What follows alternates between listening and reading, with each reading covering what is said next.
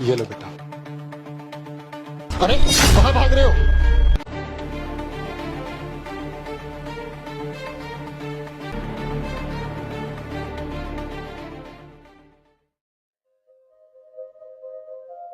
ये लो दादाजी, आप दवाई खाओ। बेटा तू ये दवाई कहाँ से लाई है? हमारे पास तो फूटी कौड़ी भी नहीं थी।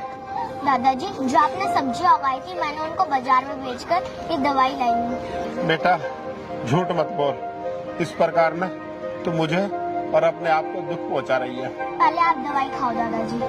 बेटा ले लूंगा। अभी लो, आपके बिना मेरा है कौन? आप ही तो मेरे सब कुछ हो। बेटा तू कोई ऐसा काम मत कर जो गलत।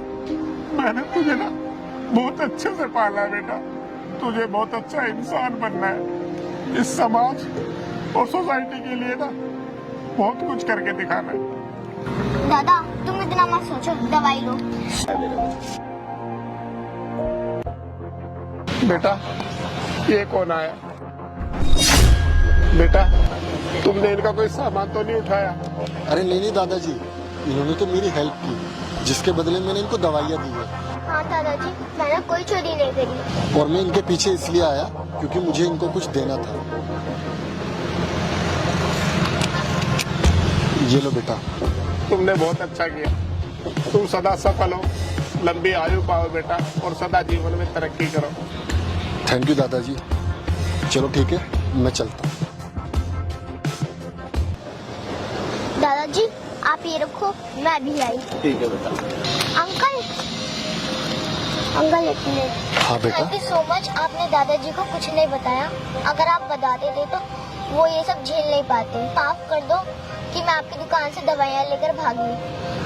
एक्चुअली मैं दादाजी को बहुत दर्द हो रहा था, इसलिए मुझे कुछ समझ में नहीं आया और हमारे पास पैसे भी नहीं थे, इसलिए मैं आपकी दुकान से दवाइयाँ लेकर भागी। कोई बात नहीं बेटा, आपने जो भी किया वो अपने दादाजी के लिए किया। अंकल, डॉक्टर ने कहा है कि दादाजी के पास बहुत कम टाइम है और उनके पास जितना भी टाइम है मैं वो अच्छे से बिताना चाहती हूँ। मैं समझ सकता हूँ बेटा तुम पर क्या बीत रही होगी।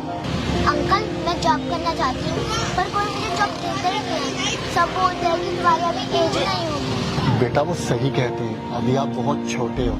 और रही दादाजी की दवाइयों की बात, तो आप मेरी शॉप पर आना। दादाजी की दवाई जब भी खत्म हो जाए आप मेरी शॉप से लेकर जाना, आपसे कोई भी पैसा नहीं लेगा।